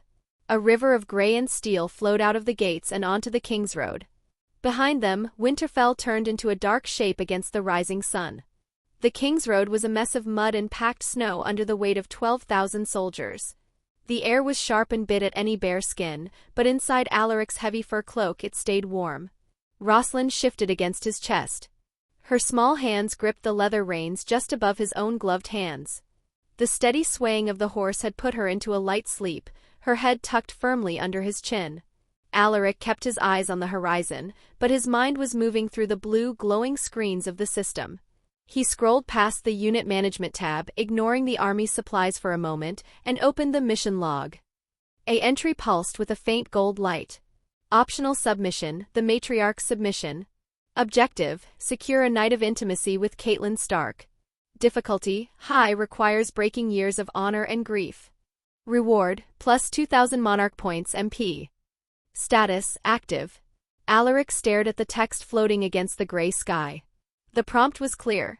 He knew Catelyn was waiting for the army at Moat Cailin. She was a woman driven by her love for her children and her fear for her husband, powerful levers that he could pull. He looked down at the sleeping Rosalind, then back at the golden text. 2,000 points was a massive reward. It was enough to buy high-tier skills or more blood knights. The system didn't care about the morality of the North or the vows of a lady. It only cared about power and dominance. Chapter 80, The Unclouded Eye. A week ago, seeing that number, 2,000 MP, would have made his heart race. It was enough to buy a Tier 3 unit or a significant attribute upgrade. In the early days when he was scraping for points just to survive the Wolfswood, he might have schemed, manipulated, and charmed his way into Catelyn's bed without a second thought. But now? He glanced at the current balance in the top right corner, 9,224 MP. The massive injection of points from the level 2 sovereign bond with Rosalind had fundamentally changed his economy. He wasn't a beggar anymore, he was a tycoon. His gaze drifted back to the mission objective, and a look of cold distaste curled his lip. Catelyn Stark. The woman was a walking disaster. In his memories of the original timeline, and in the intelligence he had gathered in this one, she was the catalyst for the house's ruin. It was Catelyn who had impulsively arrested Tyrion Lannister based on Littlefinger's lies, igniting a war the North wasn't ready for. It was Catelyn who would likely release Jaime Lannister in a fit of grief, trading a Kingslayer for empty promises, undermining her own son's authority. She was ruled by emotion, easily manipulated by her childhood friend Peter Baelish, and possessed a stubbornness that often masqueraded as wisdom. And she's not even that beautiful, Alaric thought ruthlessly, comparing her mental image to the soft, devoted warmth of Rosalind in his arms or the blooming, high-destiny radiance of Sansa in the capital. Catelyn was a fading beauty, hardened by years of looking down on him as the ward, the boy with no name and no future. Trouble, he muttered under his breath. Just useless trouble. Sleeping with her wouldn't just be a chore, it would be a strategic error. If Sansa ever found out, and with the heightened perception of the passives she might, it would shatter the sovereign bond he had cultivated with her. Catelyn was just baggage. Besides, the all-black, the death tax ability he had just unlocked offered a much more direct path to power. Why waste time seducing a grieving old woman for a payout I don't need, when I can earn power by slaughtering Lannisters? With a mental flick, Alaric selected the mission. Decline mission? Warning, this mission will permanently vanish. Good riddance, Alaric thought. Mission declined. The golden text shattered into digital dust and vanished. Alaric felt a strange sense of relief. He didn't need to play the game of seducing the mother. He had the army, he had the points, and he had the girl who actually mattered. My lord? Rosalind's sleepy voice broke his concentration. She shifted, looking up at him with half-open eyes. You feel tense. Is it the scouts? Alaric looked down at her. Her cheeks were flushed from the warmth of the cloak, her hair mussed against his chest. She looked soft, vulnerable, and entirely his. No, Rose, Alaric said, his voice dropping to that low rumble that seemed to vibrate through her. Just clearing out some old clutter from my head. Deciding what's worth keeping and what's trash. Rosalind settled back against him, her breathing evening out as she drifted back into a light sleep. Alaric exhaled, the tension in his shoulders loosening. He had made the choice and the mission was gone. He expected silence. He expected the interface to dim and return to the background logistics of the march. Instead, a violent, high-pitched shatter sound echoed in his skull, not the usual soft ping of a notification, but the sound of glass breaking. Alaric flinched, his hand instinctively tightening on the reins, causing his warhorse to toss its head. System alert, hidden parameter met. The blue screen didn't just pop up, it exploded into existence, vibrating with a platinum-colored border he had never seen before. What the? Alaric muttered, staring at the floating text. Achievement unlocked, the King's Discernment.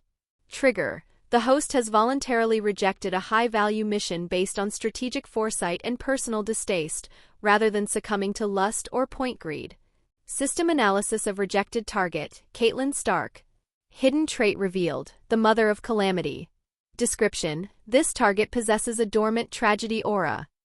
Her decisions are historically calibrated to bring ruin to House Stark. The trap, the mission, the matriarch's submission was a system test. Consequence of acceptance: had the host completed the mission, the rewards would have been granted, but the host would have contracted the permanent debuff, Grief's Shadow. Effect of Grief's Shadow, -50 to luck. -30 to strategic clarity. High probability of betrayal by close allies. Alaric stared at the screen, his mouth slightly ajar. You have to be kidding me, he whispered, a cold sweat breaking out on the back of his neck that had nothing to do with the northern wind. The system had baited him. It had dangled 2,000 MP like a carrot, using his future mother-in-law to see if he was foolish enough to bite a poisoned apple. If he were still the starving ward from the beginning, he might have done it. And it would have ruined everything. New text scrolled down, showing the reward for passing the test. Reward for rejecting the trap mission. Monarch points, plus 2,500 MP, includes a 500 MP bonus. New trait, the Unclouded Eye. Description: you can now see the calamity potential of others. The system will highlight people who are bad luck or walking disasters with a red aura. Reputation update: the system recognizes you have moved from conqueror to sovereign. A king does not sleep with every woman just because he can, he only chooses those who improve his dynasty. Current balance, 11,724 MP. Alaric let out a short, dark laugh. So she really is a curse, he thought. Even the system thinks she is radioactive. He looked down at Rosalind, who was safe and held a high destiny. Then he thought of Sansa, the key to the north. He had made the right choice. He had chosen power and loyalty over a walking disaster. Chapter 81. Alaric looked back at the horizon and gripped the reins. He hadn't just survived, he'd won big. System, he muttered, a small smirk pulling at his mouth. You've got a twisted sense of humor. System note: a monarch must learn to spot poison, even when it is served on a silver platter. He swiped the blue window away. By turning down Catelyn Stark, he'd hit the jackpot. 11,000 points, he whispered. He kicked his horse into a trot. 11,724 MP. He shifted in his saddle, making the leather creak, and did the math. A single Blood Knight cost 300 MP yesterday. Summoning one of those 7-foot monsters was a tough choice. They were his best soldiers, rare and expensive. Now? He had enough for plenty. He could bring plenty of them into the world right now, all at once. His smirk grew. That wasn't just a guard, that was a small army. 35 giants in enchanted steel who felt no pain could tear through 1,000 men. They could slaughter the king's guard before Joffrey even opened his mouth to scream. Things just got a lot easier.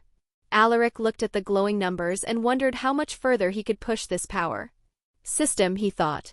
What else is there? What can I do with this much? A new window flickered into view. System note: construction protocols unlocked. You may now spend MP to create permanent structures, fortresses, and specialized facilities. Alaric's eyebrows shot up. He thought of the Obsidian Citadel, the massive fortress that cost 8,000 MP. He had enough. He could drop a castle right in the middle of the north if he wanted to. Warning: construction is not recommended at this time. It is best to wait until you have settled a territory. Spending points now would be reckless. Alaric nodded to himself. The system was right. Dropping a fortress while he was still on the move would be a waste of resources and a massive target on his back. He needed to plan. He needed to decide exactly where he wanted his seat of power to be before he committed nearly all his points to stone and mortar. He leaned back, letting the horse carry him forward. Fine, he whispered. We wait. The army ground to a halt as the sun dipped below the horizon. Men moved with practiced efficiency, hammering stakes and pitching tents for the night. Alaric waited until the camp was settled before heading to his private quarters. Inside the tent, the air was warm compared to the biting wind outside. Rosalind stood by the bed, her back to the entrance. She reached up to unfasten the heavy fur coat she had worn all day, letting the thick layers of wool and hide slide off her shoulders and hit the rug with a muffled thud. Alaric walked up behind her, his boots silent on the fabric floor. Before she could turn around, he reached forward and cupped her breasts over her thin inner shirt. Rosalind let out a sharp moan, her head falling back against his chest. Her body went soft as she leaned into him. Alaric didn't let go, he squeezed them firmly, his thumbs brushing against her nipples through the fabric. "My lord," she gasped, her hands coming up to cover his, pressing them tighter against her skin. Alaric ignored the words and kept playing with them, feeling her heart hammer against his palms. He nipped at her neck, making her breath hitch in the quiet tent. She was already wet for him, her legs trembling slightly as he held her. "System," Alaric commanded internally, his eyes never leaving Rosalind's flushed face. "Erect a soundproof barrier around the tent." System action, silent domain activated. Cost, 50 MP. The howling wind outside vanished instantly. The tent fell into a heavy, supernatural silence, broken only by the crackle of the brazier and Rosalind's ragged breathing. Alaric didn't waste time with words. He gripped Rosalind's waist and hoisted her up, sitting her on the edge of the heavy wooden table. Her skirts bunched up around her hips, leaving her legs bare and dangling. "My lord," she breathed, her hands clutching his shoulders to steady herself. He stepped between her thighs, forcing them wide apart. The golden light from the brazier hit her skin, highlighting the flush spreading across her chest. Alaric reached down and unlaced the front of his breeches.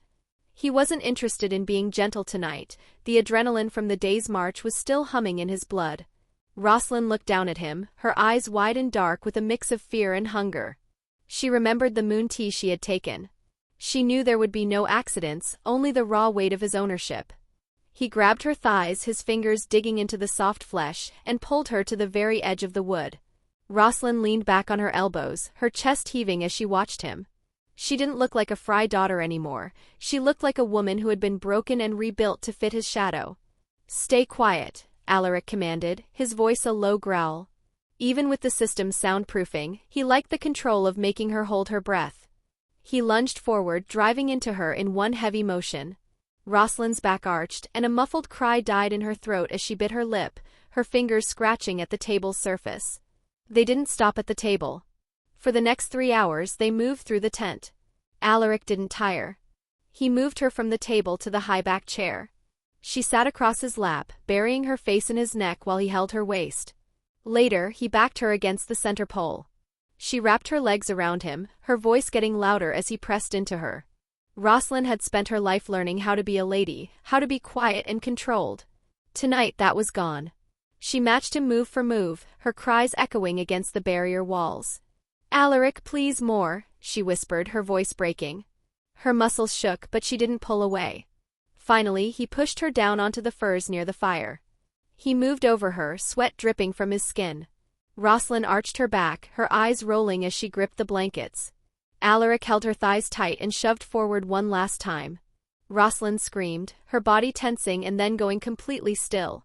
She slumped against his chest, her arms and legs dropping heavily. Her heart hammered against his ribs. For a long time the only sound was the two of them gasping for air. The tent was dead quiet. Rosalind lay limp on top of him. Her skin was red and damp. She didn't move, but she didn't close her eyes either. Her fingers traced a faint scar on his chest, her mind clearly racing even though her body was spent. The warhorse swayed rhythmically.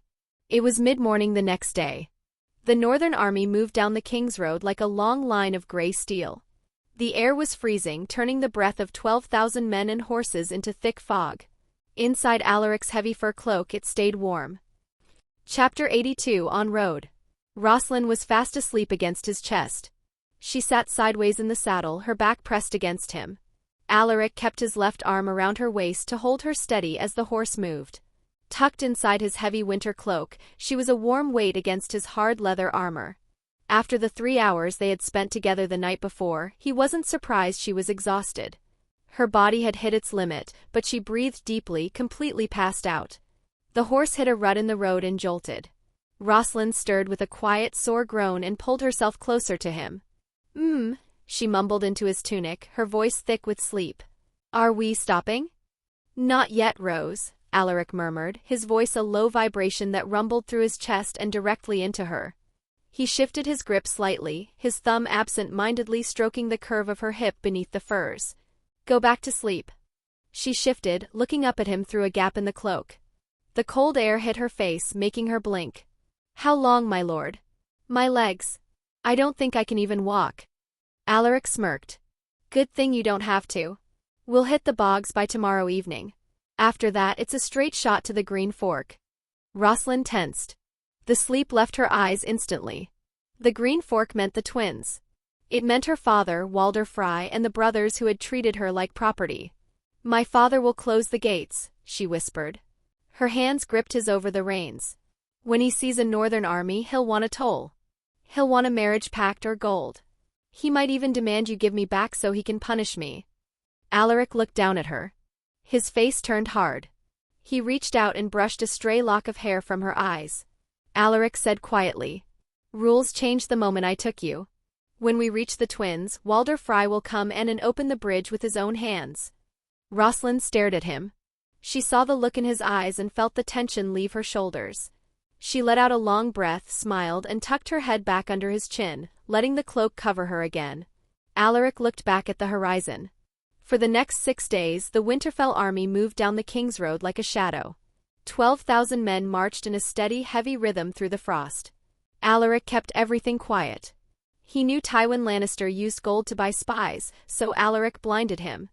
He didn't have to worry about the High Lords yet, but the army was full of camp followers and sellswords looking for a payday. Every night, Alaric's Blood Scout watched the camp from the darkness. 3 times that week, someone tried to slip away to ride south and sell information to King's Landing. None of them made it past the trees. 2 black wolves, Livy and Rivy, trotted behind Alaric's horse. Even in a normal wolf size, the infantry stayed away from them. The men could tell these weren't normal animals. Whenever a spy tried to run into the woods at night, Alaric sent a silent command. The 2 wolves would vanish into the snow. Hours later, they would trot back to the line with red muzzles. The skies were locked down too. Twice, Alaric saw ravens take flight from the edge of the camp. They were likely sent by Lannister spies who had been hiding in Winterfell for years. Before the birds could even reach the treetops, Alaric's scout shot them down. Their broken bodies were left in the mud as a warning. Nothing left the north without Alaric's permission. Through the long trek, Rosalind stayed hidden. When the wind turned sharp, she stayed wrapped in his heavy cloak. At night, inside the soundproof tent, Alaric kept her warm on his gray enchanted blanket. He fed her high-calorie food so she wouldn't feel the strain of the march. Most of the time, she just slept against his chest, lulled by the horse's pace. A week passed in a cycle of cold steel and blood. On the 7th day, the ground changed. The frozen dirt turned to soft, damp mud. The air began to smell like rotting plants, pine, and salt. They had reached the edge of the neck. Ahead of them, the horizon was swallowed by a massive sea of canvas tents, wooden palisades, and thousands of smoking campfires. The banners had gathered. As Alaric's vanguard broke through the final tree line, a deafening horn blast signaled their arrival. Spread out across the sprawling plains just north of the ruined black towers of Moat Cailin were the combined forces of the north. Alaric pulled back on his reins, bringing his warhorse to a halt on a high ridge overlooking the valley. Chapter 83 Banners. The banners snapped in the wind. Alaric saw the Umber Giant, the Karstark Sunburst, the Glover Fist, and the Manderly Merman. Off to the side sat the flayed man of House Bolton. Roose had arrived, escorted by Alaric's own knights. Under the cloak, Rosalind stirred. She peeked out, her breath misting in the cold. Her eyes went wide as she saw the valley. Probably 8,000 men were waiting down there. Gods, she whispered, gripping his leather jacket. Are they all waiting for you? They're waiting for a Stark, Alaric said, his voice low. They don't know who's actually leading this yet. Down in the valley, the lords were mounting their horses. They rode out from their camps toward the Winterfell column, expecting to greet their liege lord. Alaric smirked and tightened his grip on Rosalind's waist. Stay close, Rose, Alaric said quietly. He kicked his horse into a slow trot down the ridge. Alaric pulled the horse to a stop at the bottom of the hill where the grass turned to mud. He swung down, his boots hitting the ground hard. He reached up, grabbed Rosalind by the waist, and lifted her down. She straightened her fur cloak and kept her chin up as she looked at the massive army. We walk from here, Alaric said. His voice sounded through the noise of the camp. Behind him, Ser Roderick got off his horse and helped young Bran Stark down. Bran stood on his own 2 feet, watching the massive crowd with a quiet, intense look. Alaric took the lead, walking like he owned the ground. His dark cloak snapped in the wind, and his hand stayed near the hilt of his sword, the red eclipse. Rosalind walked a step behind his shoulder. Ser Roderick and Bran walked at his sides, while the 2 black wolves, Livy and Rivy, followed at Alaric's heels. As they entered the camp, the shouting died down. Everyone went quiet. The soldiers stepped back to let them through, staring at the group. They were looking for Robb, but all they saw was him and Bran Stark. Before the northern lords could reach them, the crowd up ahead scrambled to get out of the way. 2 massive figures pushed through the infantry. They were 7 feet tall, wearing jagged red and black armor. These were the Blood Knights Alaric had sent to find Lord Bolton. Their heavy boots crushed the mud, and the natural aura coming off them made even the veteran soldiers move aside in fear. The knights ignored the lords and the banners. They marched straight to Alaric and dropped to one knee at the same time. Their heavy armor slammed into the mud, echoing through the quiet camp. "Master," they grunted. "The Dreadfort is here. The perimeter is secure." Alaric didn't stop walking. "Rise," he said. The 2 giants stood up and fell into step behind him, adding their massive bulk to his line. 50 yards ahead, the northern lords pulled their horses to a stop. Great Jon Umber sat on a massive warhorse. Beside him stood Rickard Karstark, looking angry and tired, and Galbart Glover. Roose Bolton hovered slightly behind them, his pale eyes watching everything. Alaric's unclouded eye flickered, highlighting Bolton in a sick red glow, the mark of a disaster waiting to happen. The Great Jon spurred his horse forward. "What is the meaning of this?" he roared, looking from the kneeling knights to the black wolves, then finally at Alaric. "Where is Robb Stark? And who are these metal freaks you brought into my camp, Ward of Starks?" Alaric stopped. The Winterfell men fanned out behind him. Ser Roderick put a hand on his sword hilt, ready to defend Alaric, while Bran stood firmly at his side. Alaric looked up at the lords. He didn't shout, he just let the silence stretch until the Great Jon's horse shifted nervously. "Robb Stark is at Winterfell," Alaric said, his voice cold and clear. "He's sick and can't ride. Lord Eddard is in chains in the capital. And King Robert is dead." The soldiers erupted into murmurs and curses. The Great Jon's face turned purple. "Then who leads this army?" Karstark demanded, gripping his reins. "You? A ward with no name?" "I am the acting advisor and protector of the North by Lord Eddard's decree," Alaric said, locking eyes with Karstark. "I'm the one who called the banners. I'm the one who marched 12,000 men here. And I'm the one who's going to lead you south to burn the Lannisters." He took a slow step forward. The 2 giant knights moved with him, their hands resting on their huge swords. "Now," Alaric said, his eyes sweeping over the lords and pausing on Roose Bolton. "Get off your horses. We have a war to plan, and I don't like looking up when I speak." Chapter 84, Schluck. "A ward." Great Jon Umber laughed, the sound booming across the valley. "A pity case telling the lords of the North what to do? I don't care what paper you have, boy. Wars are fought with steel, not ink."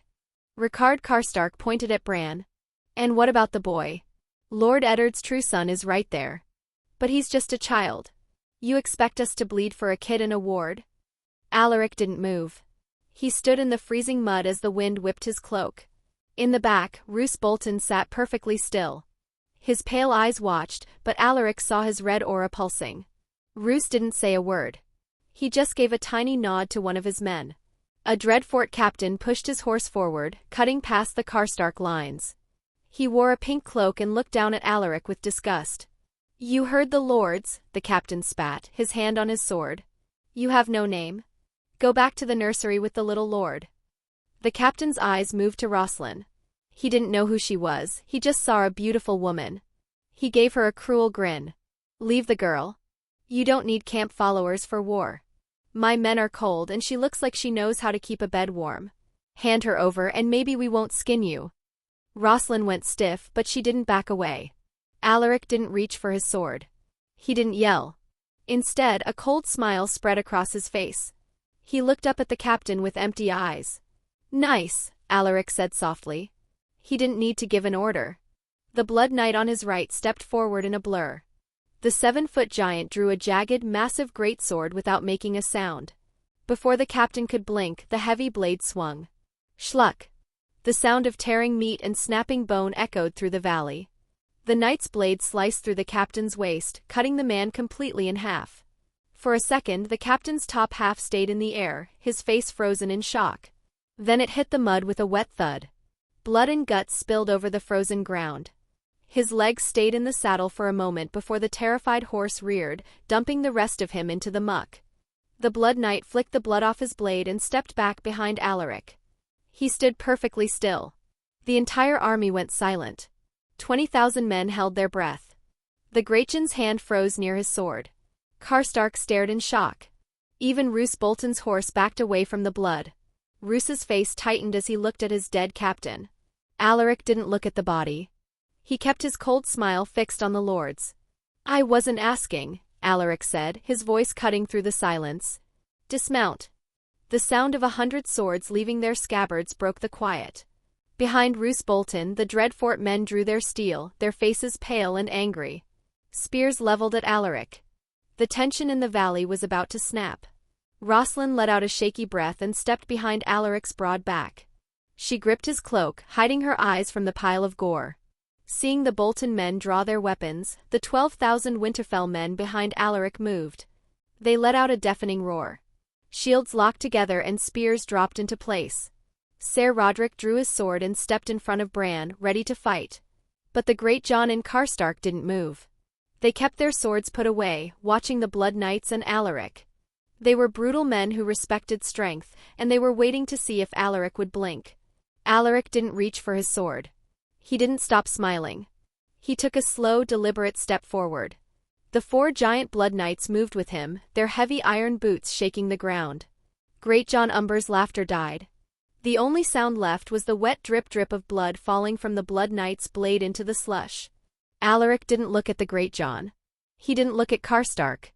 He kept his eyes locked on Roose Bolton. 3, Alaric said. His voice wasn't loud, but it carried through the silence like a whetstone on steel. Roose didn't move. He sat atop his high horse, his pale eyes unblinking, his face a mask of cold indifference. Behind him, the Dreadfort men gripped their spears tighter, knuckles white. 2. Alaric took another step. The 4 giants behind him moved in perfect unison, their heavy iron boots sinking into the mud with a rhythmic, bone-shaking thud. The air around them seemed to drop 10 degrees. The horses of the Bolton vanguard began to whinny and pull at their bits, sensing the kill. 1. Alaric stopped. He was just a few feet from Roose's stirrup now. He didn't reach for a weapon. He just stared up at the Lord of the Dreadfort with that same empty smile. "Get down," Alaric whispered. "Or I'll have them peel you out of that saddle." The tension was a physical weight. Every man in the valley stayed frozen, fingers hovering over sword hilts. A single cough would have started a massacre. Roose Bolton looked at the pile of meat that used to be his captain. Then he looked at the 7-foot monsters flanking Alaric. He saw no fear in Alaric's eyes, only a kind of hunger. Slowly, Roose swung his leg over his horse. His boots hit the mud with a soft splash. As if a signal had been given, the Greatjon and Rickard Karstark exchanged a quick, grim look. They slid off their mounts too. One by one, the other lords followed. The clatter of armor and the squelch of boots filling the air as the high-born men of the north stood in the dirt, eye to eye with the man they had just called a ward. Alaric looked around at the circle of scowling lords. He didn't look impressed. "Better," Alaric said. He turned his back on them, a deliberate insult, and looked at the thousands of soldiers watching. "Now let's talk about the war." Chapter 85, 10 more. The Greatjon stopped laughing. Karstark shut his mouth. Roose Bolton stared at the table instead of making eye contact. The lords listened quietly as the marching orders were given. Foot soldiers would march straight to the Green Fork, while the giant knights cleared the King's Road of Lannister scouts. The scouts of Lannisters who tried to run south were already dead. With the plan set, the meeting ended. Turning away from the lords, the young commander left the area. Inside the command tent, the system's barrier blocked out the freezing wind. The space was completely quiet and warm. Rosalind sat by the fire in her silk and wool clothes. Seeing him walk in, her shoulders dropped.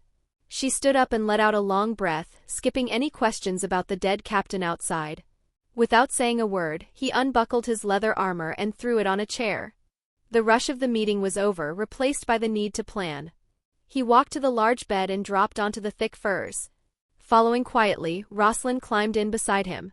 She rested her head on his shoulder and put her arm across his chest. Soon she was breathing slowly, fast asleep. He ran his hand through her hair, looking up at the dark tent ceiling. System. A blue screen popped up in front of his eyes. Current balance, 11,620 MP. Active passives, Winter's Skin, Venom Purge, All Black, the Death Tax. Saving that many points during a march made no sense. For now he needed soldiers. Opening the summoning menu, 2 choices stood out. Spend 5,000 MP to make his own body stronger, or split it up. Using 3,000 MP would buy 10 more Blood Knights, leaving 2,000 MP for his own stats. That plan still kept 6,620 MP safe for emergencies. The decision was easy. Only foot soldiers focused entirely on their own strength. Kings didn't fight every single battle in the mud, they send someone else to do it. Buy 10 Blood Knights, he ordered. Purchase confirmed, Blood Knights X10. Cost, 3,000 MP.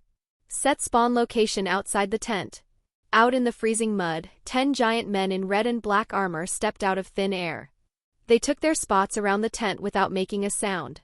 Added to his first 4, that made 14 giant guards. Moving to the Attributes tab, the remaining 2,000 MP went into speed, reflexes, and health. Since 100 MP equaled 3 months of hard training, this was like getting 5 years of daily workouts all at once. Purchase confirmed, Attribute Enhancements. Cost, 2,000 MP. Fire ripped through his veins. Clenching his teeth, he felt his muscles twitch and pull as they grew thicker and faster. Sweat dripped down his face. He forced himself to stay perfectly still. Minutes later, the burning stopped. Letting out a slow breath, he opened and closed his free hand. His fingers moved faster and lighter than ever before. Current balance, 6,620 MP. The sudden heat from his skin made Rosalind stir.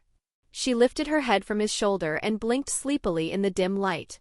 She knitted her brows, looking at his face with a confused expression. Reaching out, she placed her hand flat against his chest. Her fingers slipped higher and brushed right over the wound. Alaric decided to test her reaction. He sucked in a sharp breath and tensed his jaw, acting like the touch sent a spike of pain through him.